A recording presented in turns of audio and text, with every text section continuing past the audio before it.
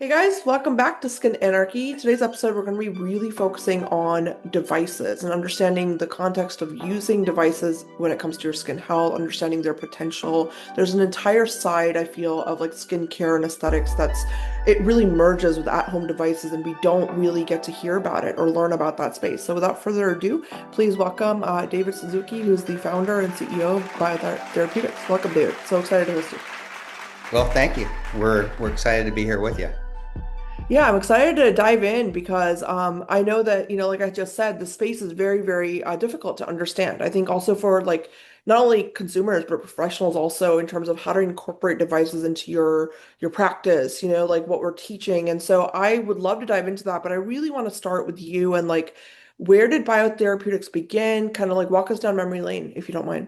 Yeah, no problem. So this is we're a second generation FDA registered medical device manufacturer. So we were started in the 70s. My father founded Biotherapeutic. He was a absolutely amazing, one of a kind, brilliant electrical engineer, and he actually spent a lot of his early life in Boeing, and so he was recruited directly out of the military to work for the Boeing company, specifically on their missile systems, if you can believe that. So he's working on the Minuteman missile, the cruise missile, and those kinds of things. And I guess his fascination really was electricity, of course, being an electrical engineer, but the electrical system of the human body. And that's a lot of us don't really think about that when we think about the human body, that it's actually electric.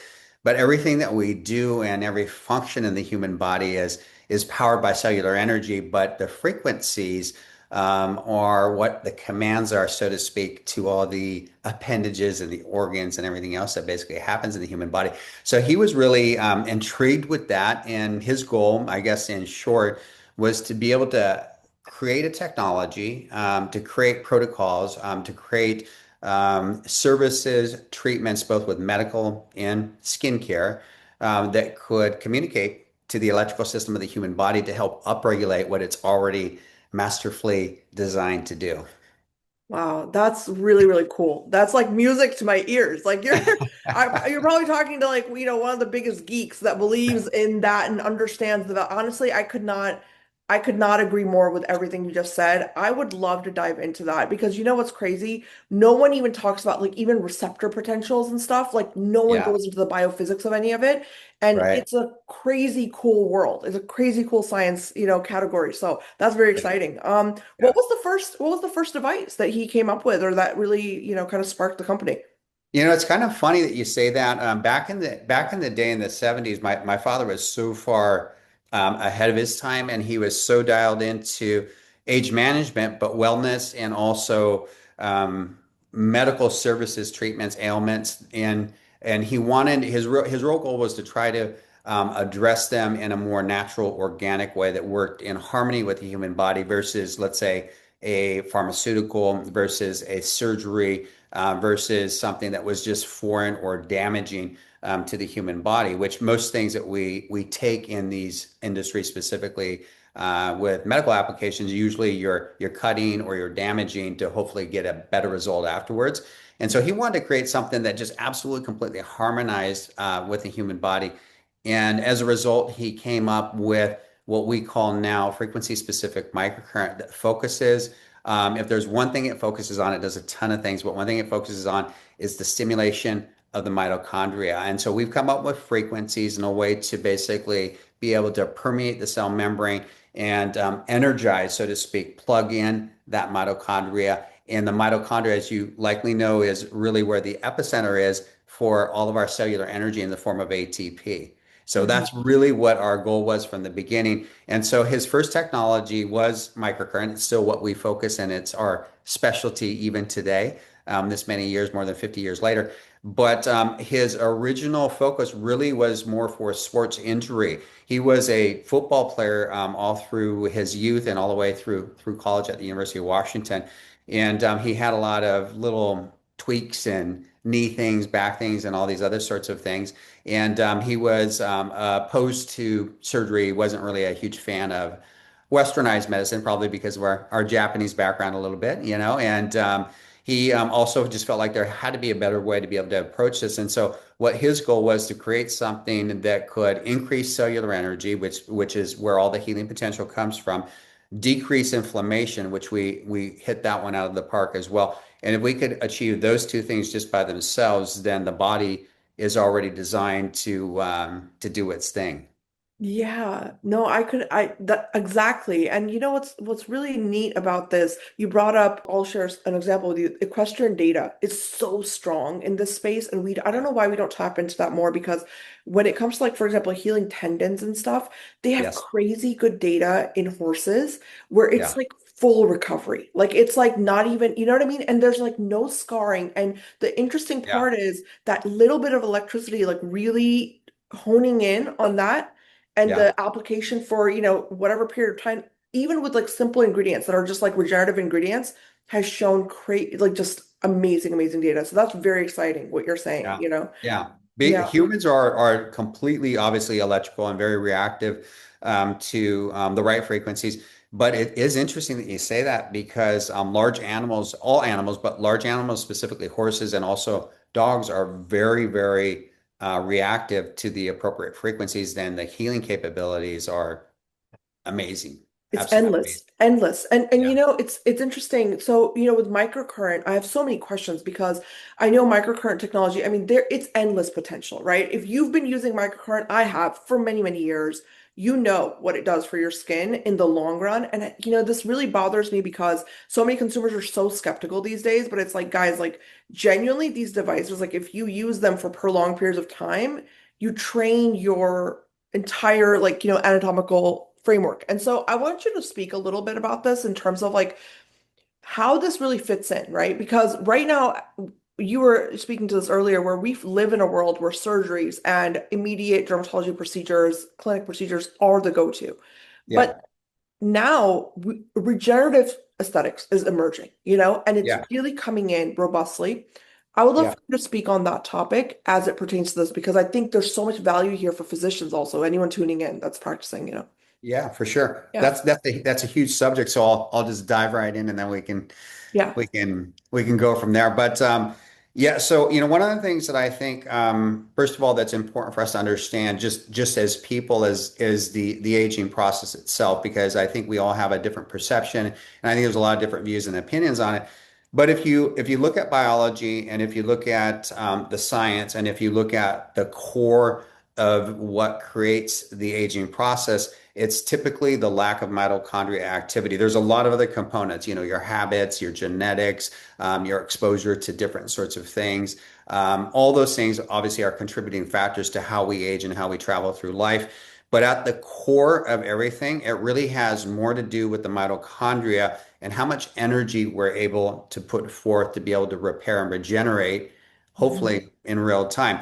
So if you take a individual, so let's use myself as an example. When I'm in my early 20s, by the time that I'm 24, 25, my mitochondria activity and my ATP levels will have peaked out. And so it's going to be at the maximum level of production of ATP. And ATP that's manufactured only in the mitochondria is the single cellular energy that everything in the human body basically survives from. So it's something that creates all factors of life, the growth of my hair, my memory, my process of thought, my sense of smell, my internal organ functions, all the way down to my more physical movements of the contraction and the expansion of the muscles are all ATP driven. So without ATP, you really can't function as a human being. And the more that you have at a younger age, when you take on damage, when we have all this incoming activity that's constantly around us and seemingly always expanding,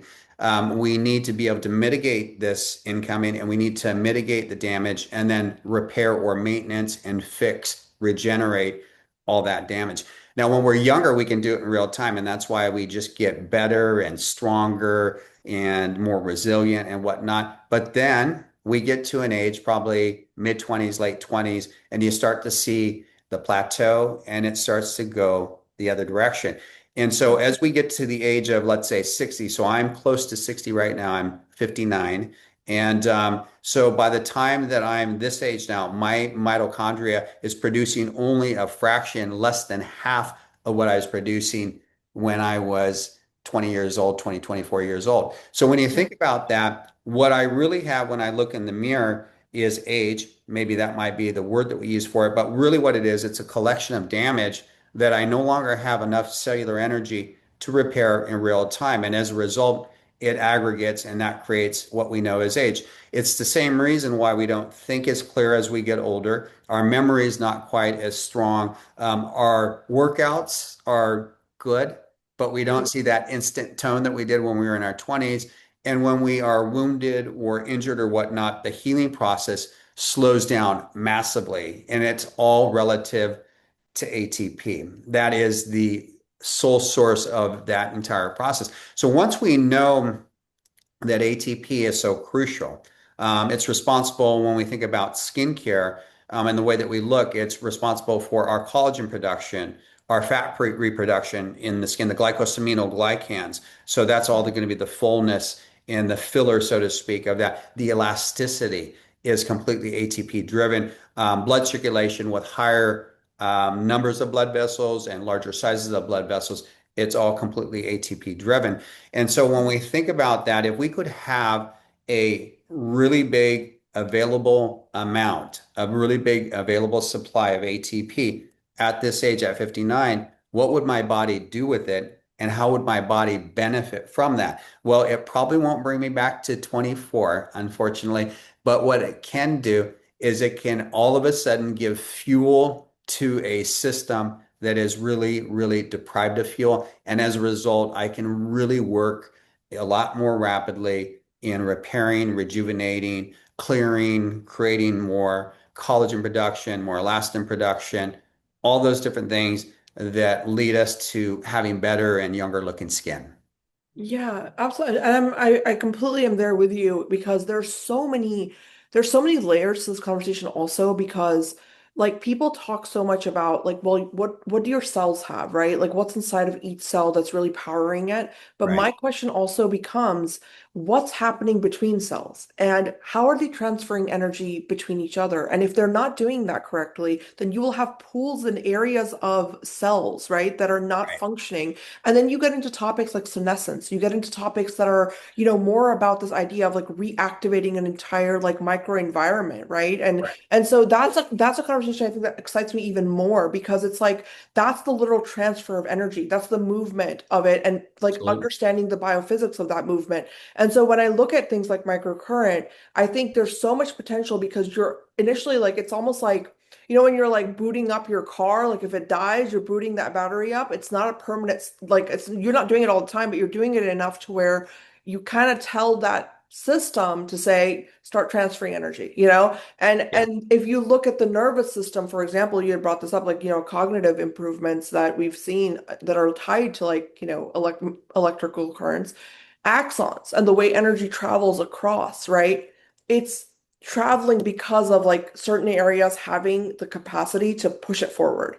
And that absolutely. declines with age. That goes away Yeah, with age. So when we look at treatments like Botox and things, that are more neuromodulatory, whatever, you have to have the conversation around energy. You can't just have a conversation around, okay, we're just going to keep, you know what I mean? Like stimulating yeah, muscle to the end of time. No, it's going to burn out. And it's because you never yeah. manage the energy ecosystem. So, anyways, I know super long-winded, but I wanted to, put my rant in there.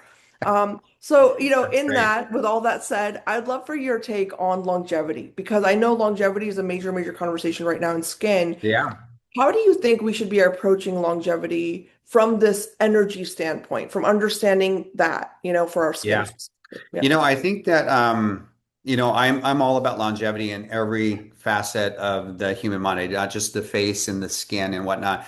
But knowing about ATP, knowing about the mitochondria, knowing about frequency specific microcurrent, and really growing up in a household that's all we did was frequency.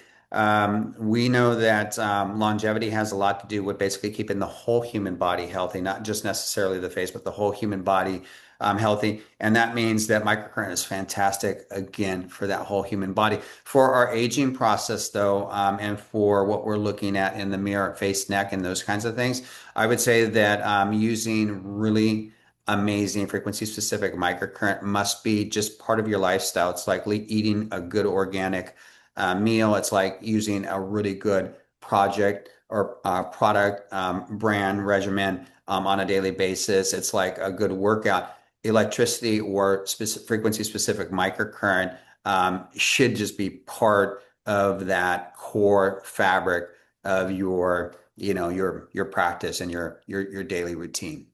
Yeah, absolutely. And one thing about microcurrent that I want to ask you, because the published data is a little bit uneven right now, I think.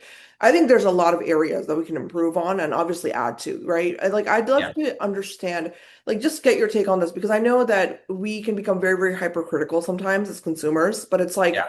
as a scientist, like the fact is that a lot of times you know what works, but the studies just aren't very much there. You know what I mean? It takes time to Yeah. publish and all that. So can you speak to that a little bit for all the skeptics in the audience, about Yeah. microcurrent? Yeah. Yeah, well, first of all, one of the things that I think is really important is to sort of define electricity, because when you look at electricity, a lot of times people think if it emits an energy and it's being applied to the body in some way, that it all must be microcurrent, but that's not really true. You have electrical muscle stim. So those are those devices that basically make the muscles twitch. So when you're putting them in contact with the face of the body, 1,000 sit-ups like in 10 minutes sort of thing. Those are EMS. Those are absolutely counterintuitive, not great for the mitochondria at all. They do the opposite. They shut the whole mitochondria down. So a little bit of energy is good. A lot of energy or more than a threshold is absolutely negative. That threshold's probably about 300 micrograms, and we find if you're down in the more 40 to 80 micrograms, that's really where the sweet zone is, where we get the best amount of activity. So first of all, we need to kind of segregate those two things. The other thing that is out there that's probably a little confusing is the word TENS or transcutaneous electrical nerve stimulation. So transcutaneous electrical nerve stimulation, we also do on our whole medical side because we have a full medical side of our company as well. And that really is basically for pain control, but it's not for curative reasons. So if you have like, let's say, for example, a injury, let's say you burn your hand, well, you'll have basically what we call a frequency of injury that comes from the burn to the brain, and it constantly tells me that we have pain here. And what that does for me as the person is that it will avoid me from using this particular hand or that part of my body until it's healed for long enough, so that it basically is okay to be using it again. And the TENS technology, if you were to put a TENS technology between, let's say, your hand where the burn is, and you put it right here between the brain and the injury, what will happen is that we can basically scramble, so to speak, the frequency of injury to the point where the brain starts to get confused as I thought that this was the pain, but now all of a sudden there's this big party going on right here in the forearm, and we don't really know which one that we should actually focus on. And Yeah. so immediately what happens is that we can actually scramble the pain enough to the point where the forearm stimulation starts to become more significant than the pain in the hand. So the pain in the hand instantly goes away, like flipping a light switch. And Yeah. now it's focused on maybe a slight amount of skin irritation and prickling that's happening right here. When you shut the unit off, all of a sudden the pain instantly in the hand comes back immediately. And that's what we call the frequency of injury. But that's what transcutaneous electrical nerve stimulation is. That's different than electrical muscle stim, which makes your muscles twitch. And then we have microcurrent, which sometimes is referred to MENS, which stands for minimal electrical neurostimulus. And basically, microcurrent, true microcurrent, is defined, in my view, by the studies and the science. And we've done a lot of our own clinical studies. But even if you look all the way back to the 80s, 1982, there was a huge study by Chang in 1982 that was really the first really good study that proved that lower levels of microamperage will stimulate or have the ability to stimulate the mitochondria and create up to 500 times more ATP. So when you're thinking about that reservoir of cellular energy, it's not just a little bit more, it's not like 10% more or 20% more, which would be great. It's literally 500 times more than the mitochondria has the capability of producing on its own. So that by itself is this really, really huge, massive energy dump that basically creates all kinds of cool activity. Now, coming back to your question, the studies and maybe the disjointedness of the studies. If you go and you start to look online or you start to do a little bit of research and start going through the studies, you're going to find a ton of different studies. A lot of them are observational. So it might be, for example, a study in regards to age management. It could be a study in regards to a tendon for horses. It could be a study basically for pulled hamstrings for athletes or post-surgical recovery and wound healing. Now, you would think that all these are really, really significantly different, but at the core of every single one of the mechanisms of action for every one of these is usually an uptake of ATP and a decrease in inflammation, bringing the tissue back to a state of homeostasis. So while all these seem like they're really, really contrasted from one another, they're actually, in my view, the way I think about it, it's basically more the same than it is not the same because we're really hitting those two focal points, right?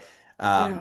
Taking Yeah. inflammation down and increasing ATPs. Now, what I do think that we're going to start seeing is a higher level of consumer education with all the information that we're bombarded with that we have access to, which is fantastic.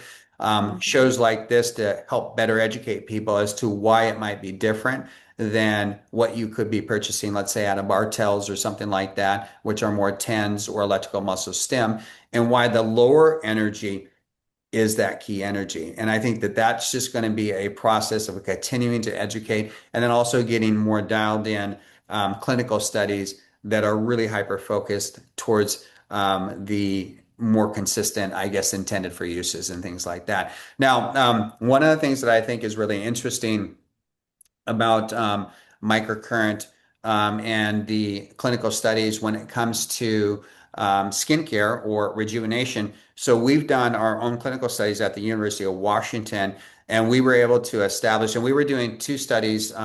We did them back to back. We did one for wound healing.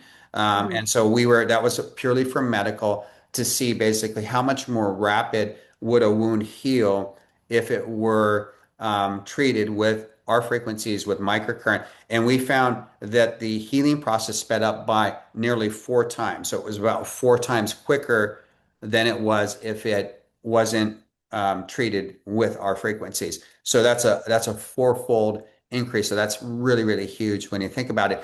Now, at the same time, one of the primary mechanisms of action of that success was really about taking inflammation down. And as it turns out, the body, when it's injured, it basically goes through this huge inflammation time frame kind of a thing. And it might be 3 or 4 days, but it could be up to, 10 days, just depending on the type of injury or surgery or whatnot that you have. And so our frequencies have a tendency to be able to bring the tissue back to homeostasis so rapidly that it almost mitigates that whole trauma inflammation stage.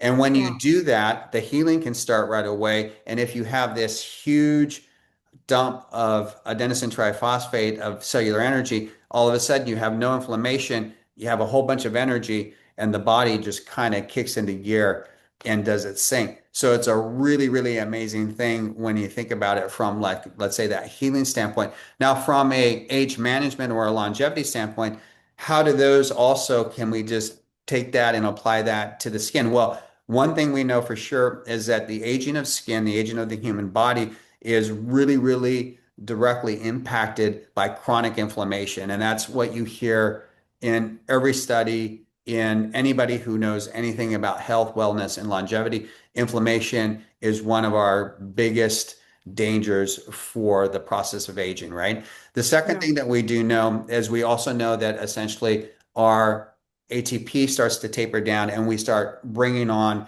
this collection of damage. And so when we basically can take that inflammation down and we can increase the ATP so we can start to regenerate and renew all of this damage that's happening, that longevity situation becomes very, very clear and that pathway is very open. Now, these same studies that we did at the University of Washington, specifically for the skin, we proved a 14% increase in collagen synthesis improvement, and this is over 20 days. It was technically 18 days, but we'll round it up to 20 days. Usually, you can't see anything significant of collagen production in less than probably 45 days to 60 days. So 20 days is really, really remarkable. In that same study, we found a 48% increase in elasticity. So that was absolutely amazing as well. And elasticity, there's not very many things that stimulate the synthesis of elasticity specifically to that extent. And then we also were able to prove a 38% increase in increased blood circulation, and not just temporary, but larger blood vessels and more blood vessels, because ATP is very strong in reestablishing new pathways and larger pathways for circulatory benefits. So when we think about that, that has a major effect on the texture, it has a major effect on fine lines and wrinkles, has a major effect on regeneration and overall better looking skin. Absolutely. That's really, I mean, that's amazing. That's really, really like very, very amazing data. And it's interesting because I don't know why we talk about skincare in such a silo when we know that there is immense benefit to like, like people talk about delivery all the time, or they talk about all of these other components. But like what you're saying really makes me wonder. It's like, we need to start working more in protocols in that protocol framework. And so with that, I would love for you to kind of speak on this because I know there are certain ingredients, for example, that do like the penetration enhancement is there when you combine it with like microcurrent, when Right. electroporation, whatever. And I know that electricity can be immensely beneficial now that we're looking at bigger, ingredients like proteins and like growth factors and that kind of stuff. So I'd love for you to speak on this in terms of like where we should go or like where you think the aesthetics field needs to kind of concentrate on in terms of like the protocol component and like figuring out those protocols. Yeah, so thinking about where do we incorporate microcurrent or microcurrent lifting or what we call sculpting Yeah. into the service. Typically, we like to move right in, even if you're doing this at home, with a good cleansing. We want to go into an exfoliation product, whether it's an enzyme or maybe a light chemical peel, depending on what you're anticipating doing in that particular service or that particular day. We love to use tools, and we'll talk about brushes here, I think, in a minute. So I won't go too far into that right now, but we love to use exfoliation tools and brushes and things like that that expedite that exfoliation process. Because remember that that stratum corneum, that top layer of the skin, is completely non-living. And so what its job is, it's constantly sloughing off. That's why if you rub, let's say, a black cloth or something like that on your skin, even on your arm or whatnot, you'll always see a little bit of skin flakes. And a lot of times people will think, oh my gosh, I'm dry, I'm flaky.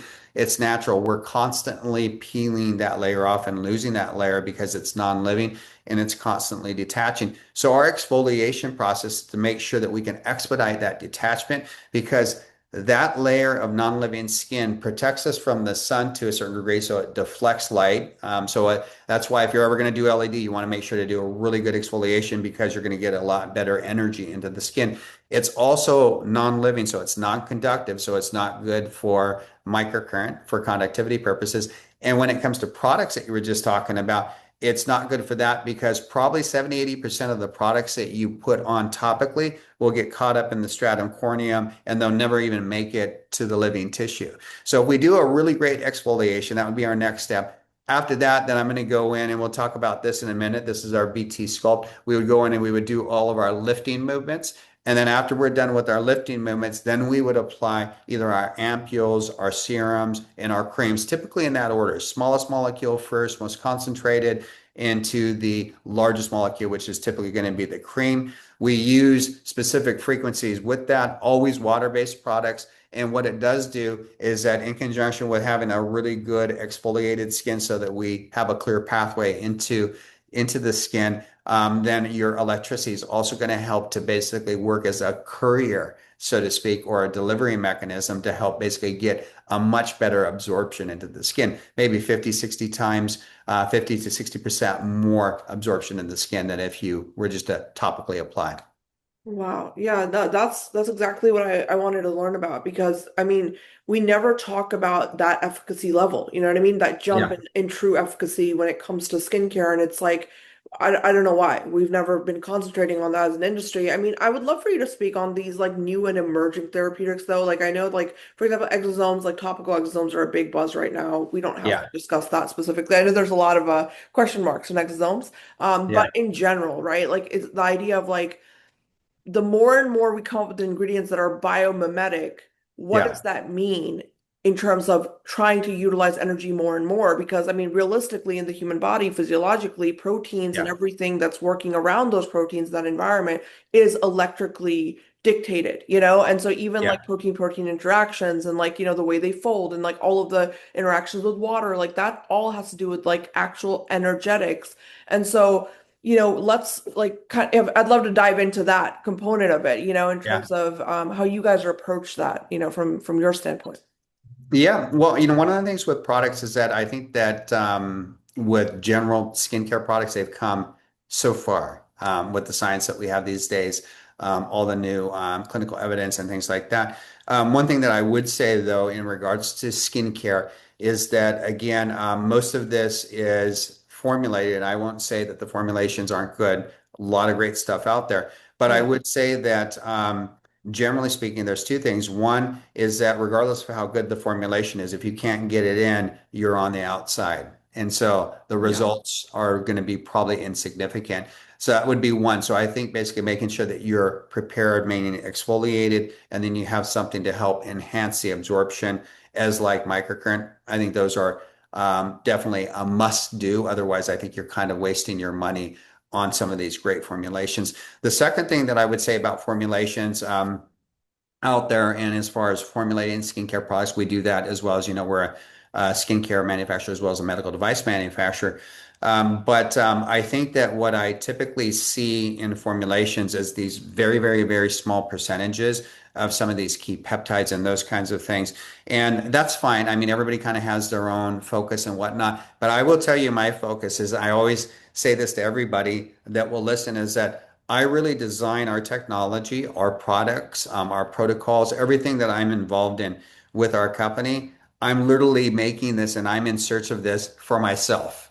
I want to feel better. I want to be healthier. Uh, I want to have younger and healthier looking skin. I want to rejuvenate. I'm looking for anything and everything that has the efficacy that's relative to the mitochondria. That's my main connection. Everything that we do has a relationship to the mitochondria typically, to be able to actually make a more productive environment for that situation. So when we go to make a skincare product, I'm not putting 1/10 of a percent of that particular ingredient because if you look at the white papers on every single ingredient when we're putting a deck together for our skincare products, you look at all the efficacy papers and all the studies and whatnot, and it will tell you right there that on this study, we use 2% of this particular peptide in this study to be able to achieve this. Well, a lot of companies and a lot of people, and again, to each their own, will basically use 1/10 of 1%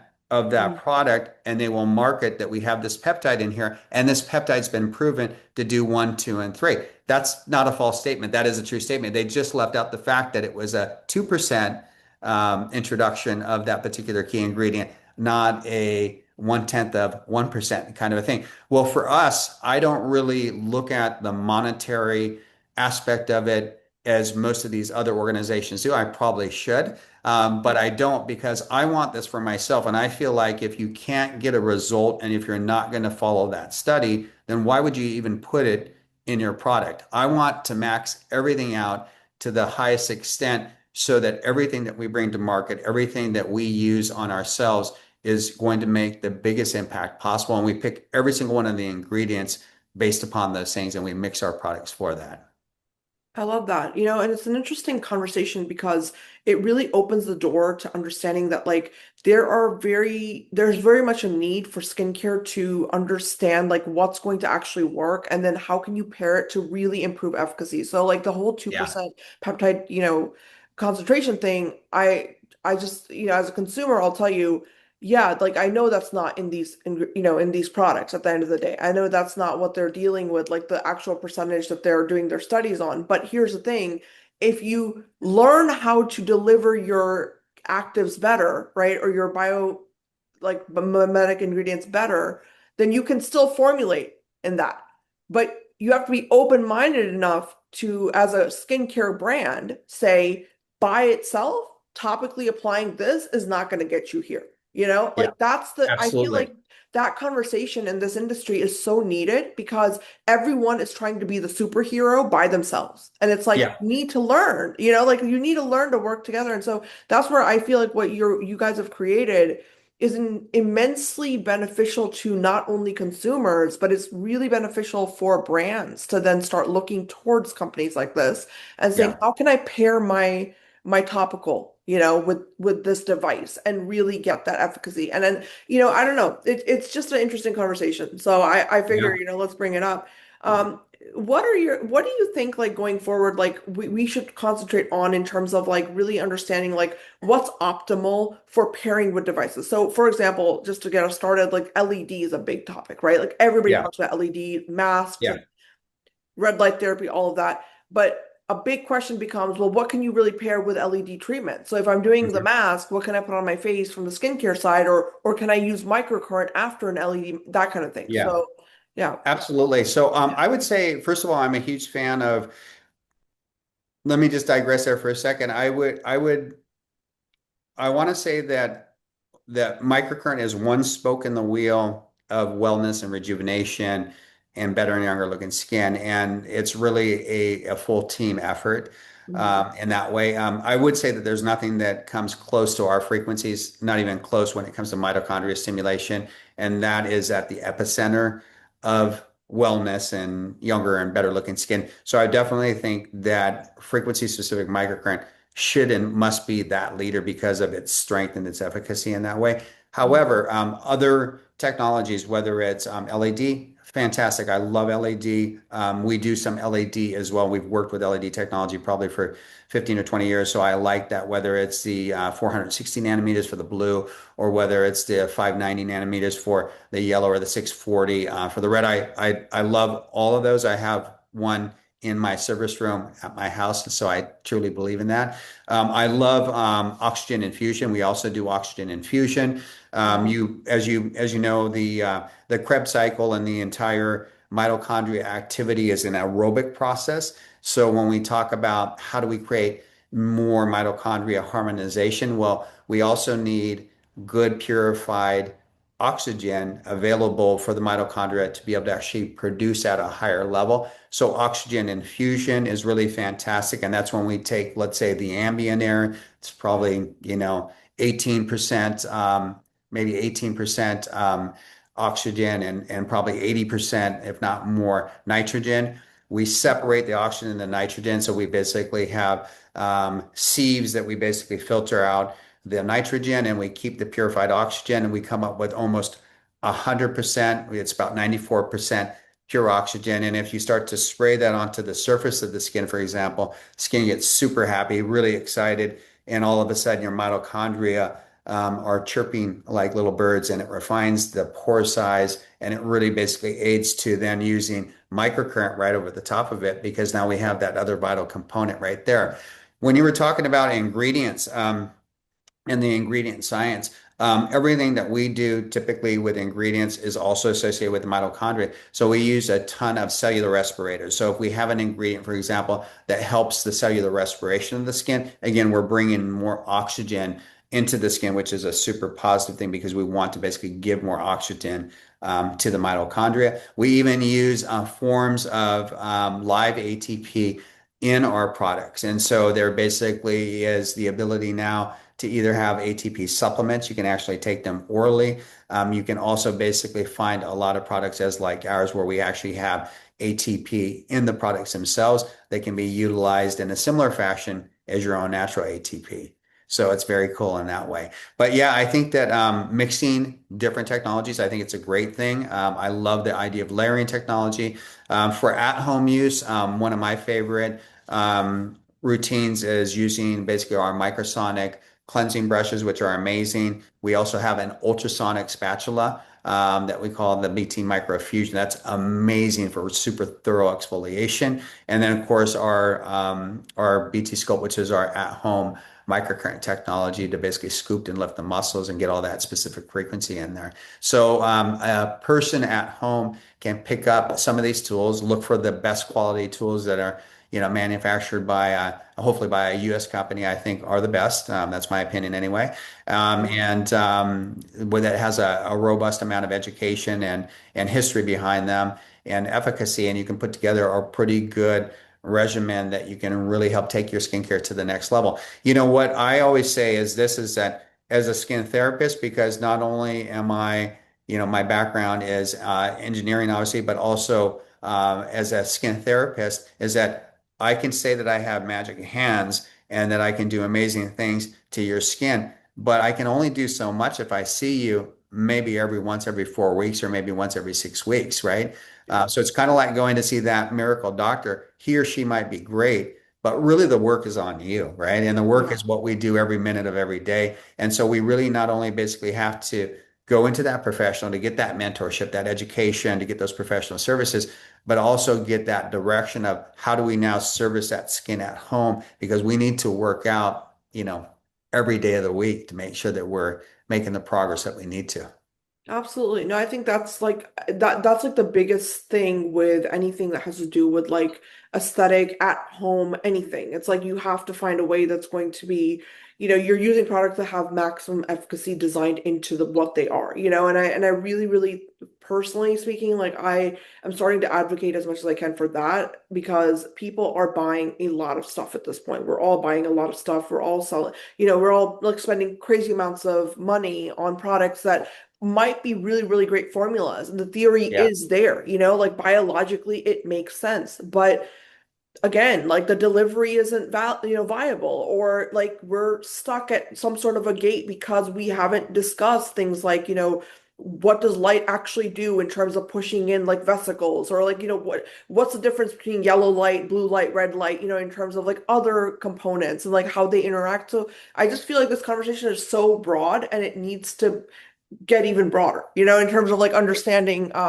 skin health from that standpoint. But yeah, Yeah. you make an excellent point though, like in terms of like if you're gonna do this, you got to do it at home. You got to do it every day, and you have to be responsible with what you expect. Like that's another, Yeah. and it's a big question I had for you because unfortunately, I've had friends who look at me using my microcurrent device or whatever, right? And I use mine pretty regularly, and they're like, "What are you doing? Like, why are you doing that?" And I'm like, "You don't understand, because you didn't see me 10 years ago or, whatever X amount of years ago when I started something and now because I Yeah. notice as a consumer, you know." Yeah.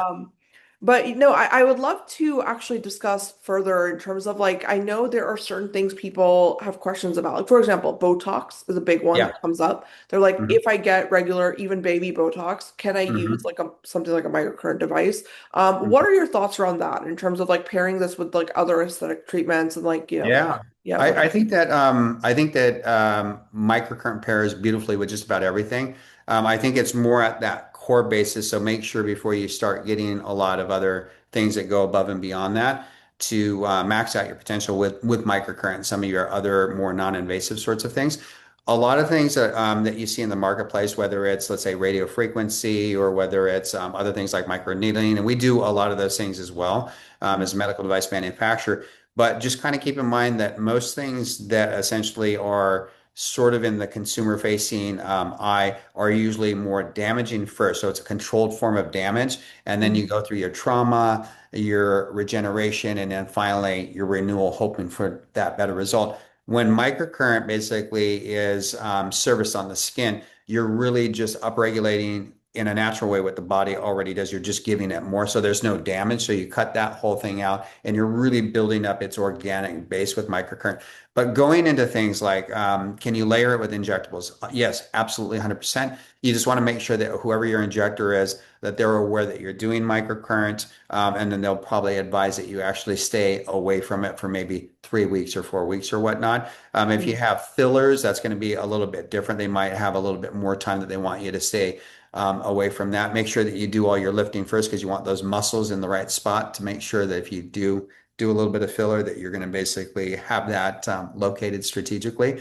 And then if you're doing things like radio frequency or microneedling or whatnot, it's really fantastic in tandem because most of the other things, when you think about it, are all basically for the texture of the skin or maybe collagen production, elastin production. That's all fantastic. We already went over how dominant microcurrent is for collagen and elastin, so there's nothing that really even comes close to it.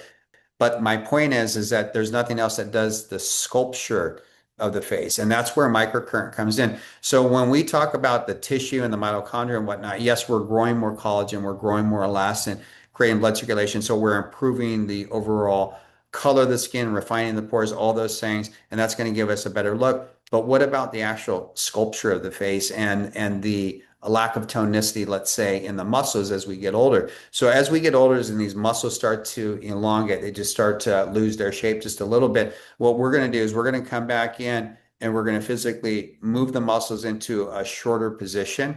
And that's a Yeah. form of what we call kinesiology. It's just like massage. And so we're going to actually come through and we actually have this really cool patented basically technology that we call K4 iTech. This is actually spring loaded. So what happens is when I grab the muscle on the face here, and I put this down, what's happening is there's tension moving upward. So it's actually pushing that muscle into a shorter position. And what happens is immediately through kinesiology, the muscle responds and it goes into the shorter position. If I work on the nasolabial folds and I actually push the muscle back this way, the muscle will respond right away. Nothing to do with the current. This is physical movement, basically using the probes here. So what happens is that once the frequency basically is incorporated with this, now I'm stimulating the mitochondria. I'm getting all that activity going, and it gives the muscle more endurance to stay and more reason to stay in that position for a longer period of time. So no jolting the muscle or anything like that. That's not true microcurrent. True microcurrent, you're going to have to physically move the muscle. So it's actually spring loaded, grabbing it and moving it upward. You could be working on your corrugator here. Same thing. You just grab the lower corrugator, put the probe down on the top, hold it, and you can just feel that eyebrow area in through here moving upward. So the Wow. sculpture portion of it is truly, truly important. So if you're going to do Botox, if you're going to do fillers, if you're going to do radio frequency, if you're going to do LED, all those things are good. Microneedling, there's some really good results you can get specifically on the neck area on microneedling. So I'm a fan of all those. I won't say that I'm opposed to all of it, but what I would say is your line leader should always be really your microcurrent. And the other thing too is that if you're going to do those other things, just know that it's always damaging the skin first. Microneedling, your radio frequency, your laser, chemical, everything basically is really damaging it first to hopefully get a better result. So how do you basically minimize the trauma and heal and regenerate quicker? Through your microcurrent. Yeah, absolutely. No, I can definitely get behind that. That's interesting how you showed that, though, the use of it, because that's a big misconception, right? In like microcurrent devices is that you're supposed to just go over your entire face. And it's Right. like there's no instruction on that component. Like, can you talk about that a little bit more? Like why Yeah. that really matters? Like how you were showing like you have to grab the muscle Mhm. and then let the current act. Like why does that physiologically matter? Yeah, so when you grab the muscle here, so this is working on this particular muscle for the nasal labials. If you grab this and head back this direction, I'm now pushing that muscle back. And just like, when you go into for a massage, when you go in for a massage, basically that's exactly what kinesiology is. And so let's say that the massage therapist basically works on the upper trap. They take it from the belly of the muscle in that case, and they're moving it outward. And you loosen the muscle, you loosen the tension on the origin insertion point, and all of a sudden, your range of motion comes back, you feel pretty good, and it just feels a little bit different. And the muscle will eventually come back to a little bit of a smaller spot. So maybe a few days later, it gets a little bit snugger again. So this Right. is the exact same thing basically that we're doing here is that we're moving the different muscles in the face. So lower masseter for the jawbone. So I want to bring that jawbone up and I want to try to get rid of some of that gobble down here. I'm going to work on that lower masseter, bring that up here. I'm going to work on my upper masseter, which is going to be my cheekbone line right here. So I work on that one here with again our BT sculpt. So I pull that up there. I work on my corrugators in through here because I want my eyebrows to come up. So I'm going to work on those, holding it usually for about 13 seconds each time. No. So I'm holding that. And then I'm going to also work over here on my nasal labial, pushing that all the way back because I want that to hopefully disappear as much as I possibly can. And then I would repeat that on the other side. So each time I'm holding this for about 12 seconds. And what's happening is that physically we're moving it with this spring-loaded K4 iTech patented technology, and it's pushing it into that shorter position. The body responds right away. The ATP levels all of a sudden give it more stamina to stay in that new position for a longer period of time. And then if you repeat it, let's say about 3 nights per week, now you're constantly reminding your muscles to get back into that spot, kind of like you do, when you're working out. Now, there's also a certain amount of muscle activation that happens with the frequency too, as we're actually running the frequency through here, and we're not only stimulating the mitochondria, getting the physical kinesiology, but we also have a frequency muscle activation that's happening. So what's happening is that it's really starting to reconnect this new muscle size with the brain so that the brain believes that this is normal. This is where this should be. And your brain actually controls all the master frequency in the whole human body. And so that's one of the reasons why we can stand upright and we can walk and everything else because it controls the tonicity or the length, so to speak, of the muscles, which basically orchestrates the whole physical stature of the human body. So if we're reactivating these muscles, we're physically pushing them in that spot, increasing ATP, and then also activating a little bit of muscle frequency. So reactivating those muscles, it starts to reconnect the neural pathways to that muscle that this is where this needs to be. Now, some people have talked about microcurrent with Bell's palsy and stroke victims. That's a medical indication, so you can do that as a skin therapist to treat that to charge somebody.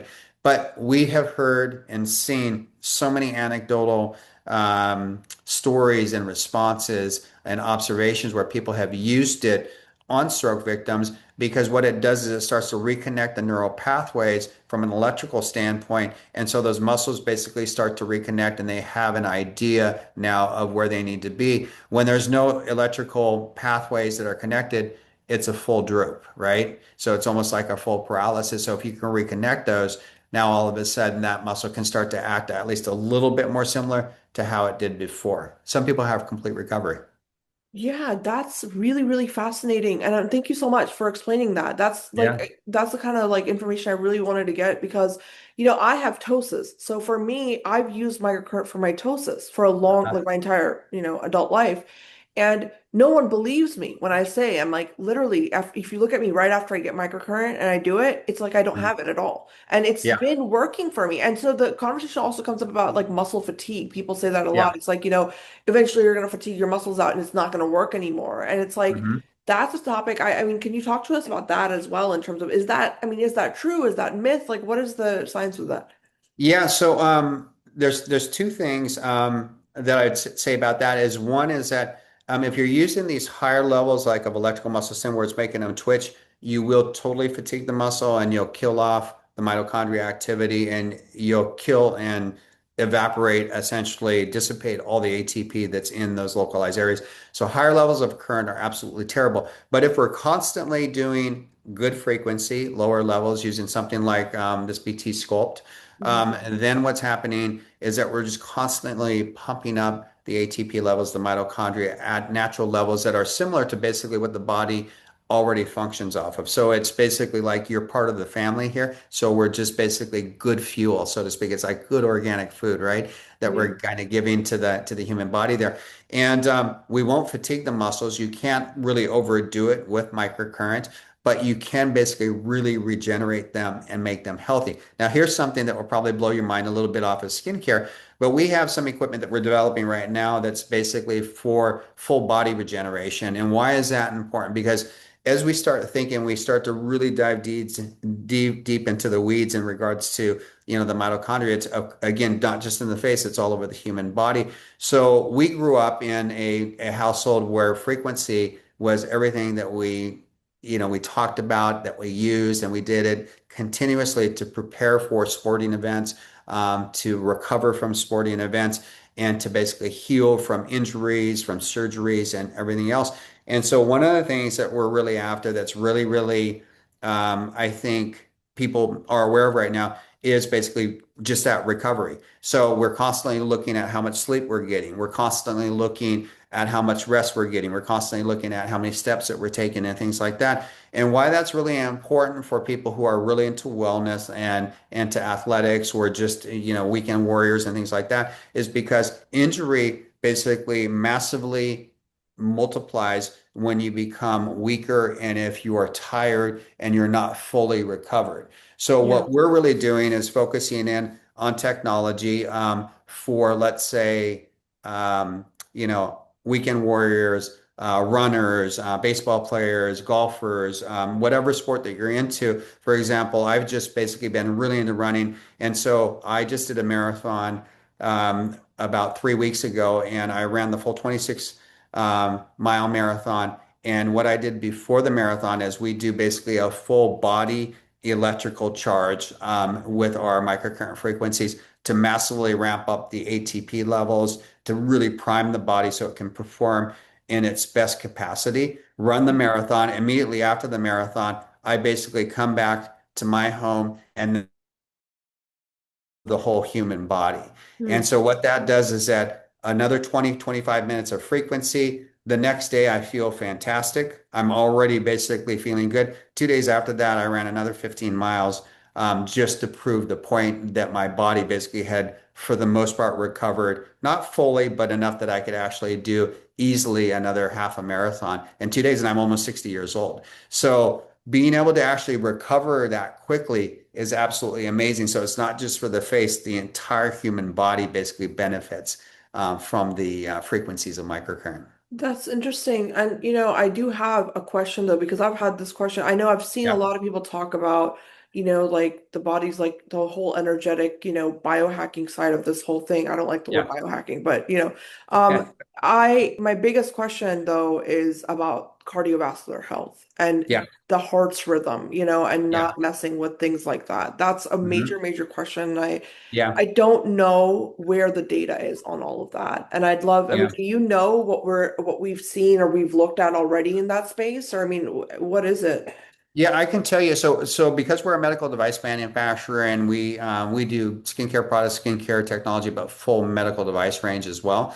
Yeah. And we have a huge focus on our quality management. We're ISO 9001, ISO 13485, MDSAP, CE, anything that you can think of from a compliance and regulatory standpoint, safety standpoint, on a worldwide basis, we're part of.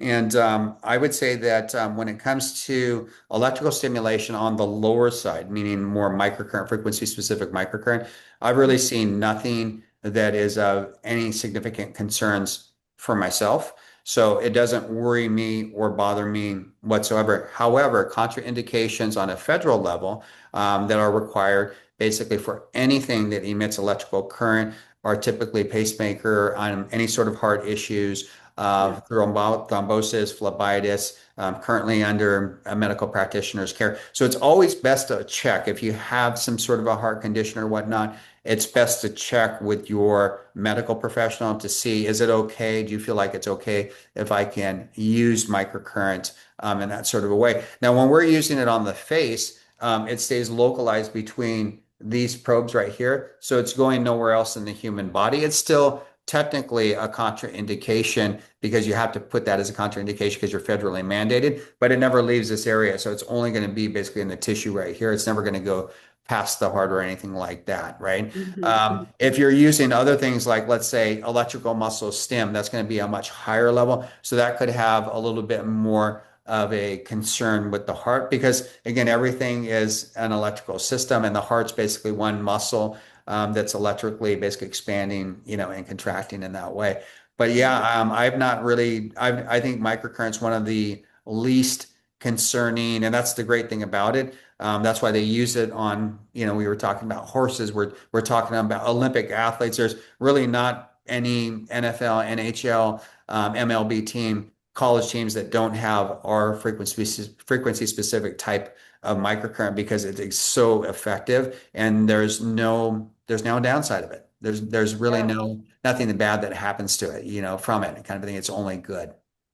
No, it's really interesting because I mean I'm a huge believer in, like using these, different modalities for true like longevity based therapies, like for overall health. I think I've always been a believer in it personally as a scientist. I just think that the reason I asked you that also is because there are so many people that are fear mongering in this space. And one of my Yeah. biggest arguments is always like, well, what about all the cardiotoxic drugs that we have approved in this country? You know Oh what I mean? yeah. There's so Yeah, much for crap sure. out there and you're Yeah. taking it systemically and it's Yeah. actually damaging like the nodes in your heart, for example, like, Yeah. and so that's a big thing I do want to debunk in this conversation, like having this conversation with you is debunk that for our audience because Yeah. I'm not saying it can't cause issues, right? If you have, like you said, pre-existing heart condition, any kind of pacemaker, any kind of implant, but Yeah. for the normal everyday person that doesn't have those, to Yeah. then you have to weigh that conversation scientifically, in terms of like who's Totally. actually talking about this and like